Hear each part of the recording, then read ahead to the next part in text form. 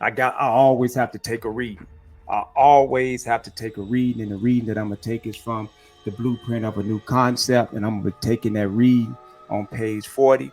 If you have the Rod Emory version, uh, uh, uh, or the Blueprint of a New Concept, that will be on page 42. All right, let's go. Let's get it in. Let's get it in. Let's get it in. So mm, this is a deep subject. This is a real deep subject. It's deep, and we have to be prepared to deal with it. We can no longer uh, put this on the back burner. It has to be dealt with today. And so I'm gonna start by taking this reading. I said, who is the enemy? The October the 28th, 1982 letter regarding the awareness sessions document gave us a brief outline of who the enemy is. The October the 28th, 1982 letter gave us a brief outline on who the enemy is. So what we're going to do, we're going to go up in here and we're going to find out what this letter actually said. The October the 28th, 1982 letter. As I was saying, the introduction to the awareness session. That's this letter right here. That's this letter. And it says, to all brothers of the struggle, introduction to awareness session document. I'm going to drop down to the second paragraph. This documentation, so-called experiment, is not merely about or on the BPSN, which was the Black P Stone Nation, but a well-conceived plan of manipulation and infiltration inside our community. Page 1 of the Woodlawn experiment. It says, the Chicago gangs, who benefited? Who benefited? This is a story of a sociological experiment called the Black Stone Rangers. This is what this was. This was an experiment, and it was about the Black Stone Rangers. It says this experiment, the mere recently Iroquois. So it was about the Black P Stone Rangers, the Black P Stone Nation, and more recently the Iroquois at this time. The story of the gangs that was created, not a university alone by itself, but by help from Presbyterians, Jesuits, and other priests and preachers, by federal officials, urban planners, freelance sociologists, behavior modification psychologists, and philanthropic foundations. So that means this was a well orchestrated plan that was put together not by just the University of Chicago. This plan was to get the land. They had a plan on getting the land, and what they did, they threw in. They brought in manipulators. They brought in infiltrators. They brought in the very people who people thought that was actually for the community. These was manipulators and infiltrators that was inside our community. They was not for the community. They did not have the community at best interest at heart. They did this here for the land, for the University of Chicago. And what they did, they started giving out grant money. All these nonprofit organizations started popping up. They came in, they made themselves think like they was against the police in the community. They had the community thinking that these people that was involved in this plan, like they was actually against the police. They was, at the same time, they was really working with the police. They made the community distrust in everything that was going on. They made the community trust in them. But all the time, what they was doing, they was creating gangs. They created the Black P Stone Nation. They created the Black Gangster Disciples, all this gang banging, not meaning that they came together and said, okay, y'all gonna be this here. No, these peoples was not warring with each other the way they started warring with each other after these peoples got involved with these gangs. They wasn't involved. So all these people that's out here today, that's giving this these groups that's receiving all this non-profit organization money, all the groups that's receiving this money, y'all have to be very careful and very aware on who you are getting money from. Because a lot of these organizations out here that's receiving this money, this stuff is government sponsored. They got a lot of people's involved in this stuff that's creating games. Look at what's going on today inside our community. This is a well orchestrated plan where you see the Venezuelans over here in our community. This is orchestrated. This ain't by no coincidence or happenstance. Let's go. Let's look at this here. This ain't the first time it was done. It was done in the 80s. It was done when the Cubans dumped their prisons and sent the Cubans over here. What was the outcome of that? Why was they doing it? They did it for the drugs. And what was the outcome of the drugs? The 1984 Prison Reform Act. What happened after that? Mass incarcerations. Hundreds of thousands, millions of people lost their lives, man, dealing with this here. Iran-Contra came out of this here. They was funding overseas wars. They was had a war going on in our own country behind a lot of this stuff, man. Same thing that's going on today. The reason the Cubans was dumped over here in the 80s was to fill up prisons. Why is the reason is this being done today? Why is this being done? When Donald Trump himself, when they had some legislation to be passed, Donald Trump himself told the Republicans, don't vote on it, don't pass this here because I want to run on this here as an issue in my campaign. I want this to be a campaign issue. They didn't run. So what happened? And this bill was introduced. This bill was introduced by Republicans. Senator Lankford out of Oklahoma. They didn't pass it. Now you see Donald Trump constantly speaking about the migrants over here, constantly speaking about the violence, constantly speaking about what's happening. They knew this was going on. They knew this was going to happen. But now you got to ask yourself, where are these migrants going? What communities are they invading?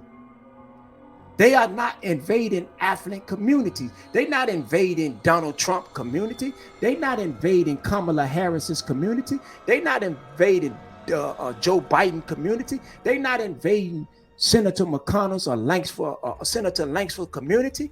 They are invading poor, poverty-stricken, Black, brown, and European communities. This is what they are invading. This is what this is. And now you're seeing the problems that's going on inside of America's cities and towns. But the main question is this here. Why are they allowing it to happen? Why are they allowing this to happen? Man, listen, we got to be very vigilant.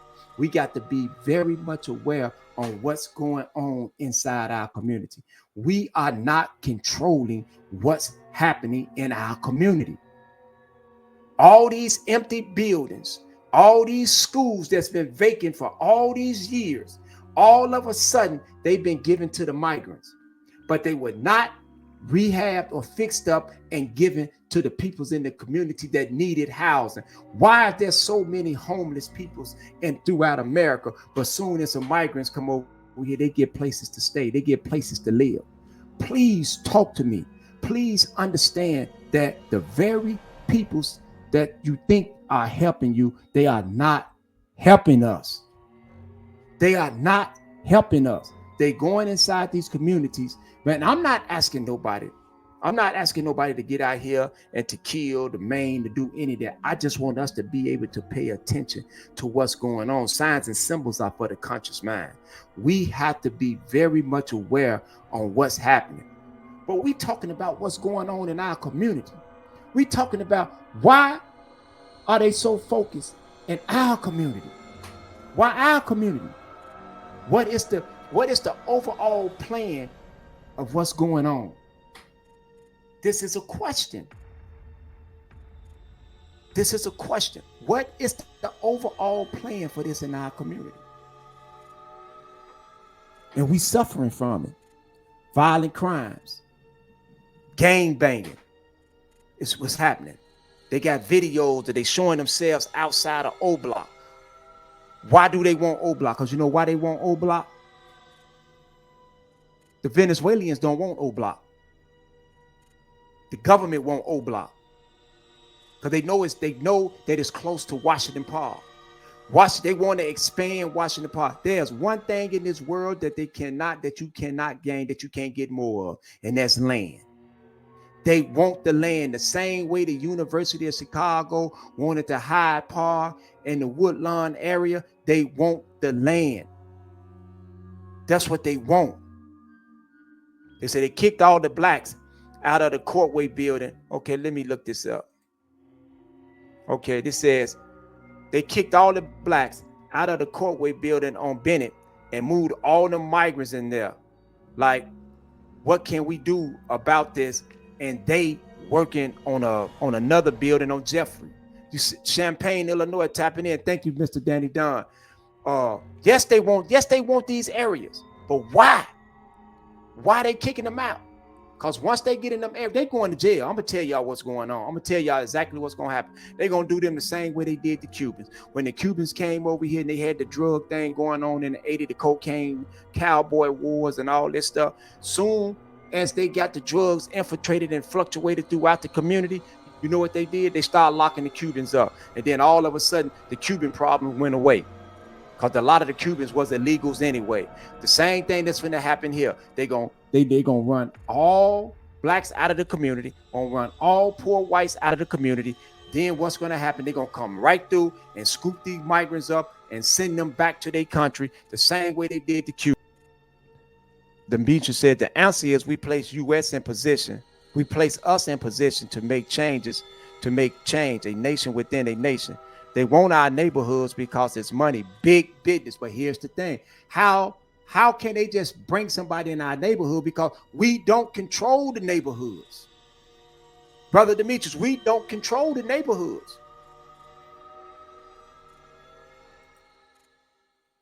We need to educate our children and let them know that they are forcing them in our community so that they can say that they are a part of the drugs and gun problem. Okay. Love, OG. Thank you, brother. Thank you. So, good evening, Brother Benjamin. Yes, a lot of this is what's really going on. They do want the land, but the government want the land. The migrants ain't gonna be here because a lot of these people are they call themselves the Trans de Aragua. This is a major gang that was over in Venezuela. This is who invading these communities, these gang members from this major gang. This major gang over in Venezuela was just like one of the major street organizations over here in America. So they brought them over here, and what they doing? They fighting for their survival. They know that they bringing them in and putting them inside these communities. So now they got to fight for their survival inside these communities. And that's what's going on. They fighting for their survival. Same way if they when they tore down all the buildings, all the project buildings throughout Chicago, what happened? They start moving the residents out of them project buildings and start moving them in other neighborhoods. And what they start doing, they start fighting for their survival. That's the same thing that's going on with these Venezuelans. But the government has a bigger plan. They have a bigger plan than what we're looking at.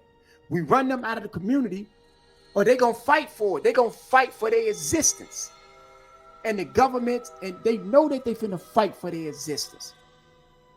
But we got to be smart. I'm not telling nobody to let nobody run over and come in and just wreck your community. No, because you've been there. So what we got to do is protect the community. Okay. Through grandma's eyes, say, I believe the plan is to induce more gun violence, to push for more gun control and gun confiscation. Okay, that's part of it, because y'all know this here. Chicago was the only city up until 2010 that had a ban on handguns. And McDonald's versus Chicago, the United States Supreme Court said that handgun ban was unconstitutional. That opened the door for them to start bringing in gun stores inside of Chicago. So they put them on the outskirts of the city in the county. You know what I'm saying? Outskirts of the city. So they got gun stores out there now. So a lot of people have went and got their gun license, and you start to see what's going on. You see the weaponry that's going throughout our community. But you better believe this here. Them Venezuelans gonna get their hands on some of them weapons too, because they over in Little Italy, they over in other Hispanic communities, and what they're gonna do, they're gonna merge with these street organizations that's inside of these Hispanic communities. That's what they're gonna do. They're gonna fight for their survival. So be mindful. All of us are from the streets. I'm from the streets, so I understand how this street violence go. If somebody tried to move into our community where I was there unconsciously, we fought them. We fought them for our existence. And it's the same thing that these Venezuelans are doing. But we got to also pay attention to all these mayors and governors and senators, United States senators, United States representatives, state senators, state representatives, mayors and Congress and aldermen and precinct captains and commissioners and everybody that's involved in this here. They all are involved, some knowingly, many of them unknowingly. So the answer is this here.